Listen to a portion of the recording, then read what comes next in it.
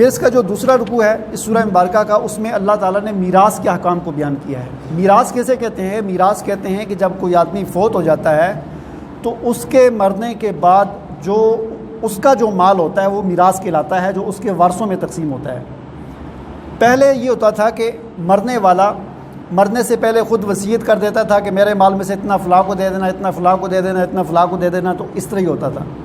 لیکن اسلام نے اور خاص طور پر سورہ نساء کی ان آیات کے نازل ہونے کے بعد وہ سارا طریقہ کار ختم کر دیا گیا،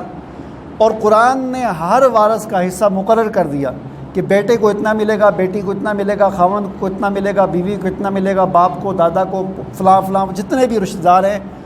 ہر وارث کا حصہ قرآن نے مقرر کر دیا کہ اب آئندہ میراث اس طرح تقسیم ہوگی۔ لہٰذا قرآن کی ان آیات کے نازل ہونے کے بعد میراث اسی طرح تقسیم ہوتی ہے، اور مرنے والا جو ہی مرتا ہے اس کے مرنے کے ساتھ ہی جن جن وارثوں کے قرآن نے حصے بیان کیے وہ مال خود بخود ان کی ملکیت میں چلا جاتا ہے۔ اس کے لیے کسی عدالت میں جانے یا کسی اعلان کرنے کی ضرورت نہیں ہے، وہ خود بخود ان کی ملکیت میں چلا جاتا ہے جو جو وارث ہوتے ہیں شرعی اعتبار سے جو قرآن نے بتائے ہیں۔ اور پھر یہ میراث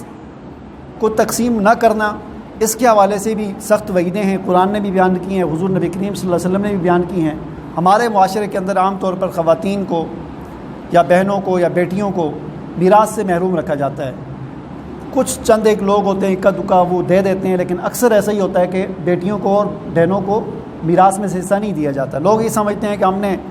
3 لاکھ کا یا 5 لاکھ کا جو جہیز دیا تھا تو بس وہ ہو گیا تو وہی میراث ہے، اس کے علاوہ نہیں۔ ایسی بات نہیں ہوتی، بلکہ میراث کا حصہ یہ کسی کے مقرر کرنے سے نہیں ہوتا، بلکہ اللہ نے جو مقرر کر دیا وہ ہے، ٹھیک ہے۔ اور حضور نبی کریم صلی اللہ علیہ وسلم نے بھی فرمایا کہ من قطع میراث وارثہ قطع اللہ میراثہ من الجنت یوم القیامہ، کہ جو آدمی اپنے کسی وارث کی میراث کو قطع کرے گا یعنی محروم کرے گا تو اللہ تعالیٰ قیامت والے دن اس کو جنت سے محروم کر دے گا۔ اتنی سخت وعید ہے کہ کسی کے حصہ جو ہے وہ مار دینا میراث میں سے۔ اس لیے ہمیں یہ کوشش کرنی چاہیے کہ ہم میراث کو اسی طریقے سے تقسیم کریں جس طریقے سے ہمارے دین اور شریعت نے بتایا ہے۔ اور اس کا طریقہ کار یہ ہوتا ہے کہ جب بھی کوئی آدمی فوت ہو جائے تو فوت ہونے کے بعد اس کے ہم علماء کرام کے پاس چلے جائیں، کسی مفتی صاحب کے پاس چلے جائیں، اس کو بتائیں کہ ہمارا فلاں آدمی فوت ہو گیا ہے، مرد ہے، عورت ہے، جو بھی ہے، اور اس کی تاریخ بتائیں، اس تاریخ کو وہ فوت ہوا ہے۔ تو وہ پھر آگے مفتی صاحب ہوں گے یا جو بھی مسئلہ بتانے والے ہوں گے وہ پوچھیں گے کہ جس تاریخ کو یہ فوت ہوا تھا اس وقت کون کون زندہ تھا، کتنے بیٹے زندہ تھے، کتنی بیٹیاں، کتنے بہن بھائی، یہ وہ ساری پوری ایک لسٹ کاغذ پہ لکھیں گے، اور اس کے بعد پھر قرآن نے جو یہ اصول بیان کیے ہیں اس سورہ نساء کے اندر، اس کے مطابق وہ حصے نکالیں گے اور بتا دیں گے کہ اس کو اتنا ملے گا، اس کو اتنا ملے گا، اور یہ جو لسٹ میں نام آ رہا ہے اس کو کچھ نہیں ملے گا، اس کو نکال دیں۔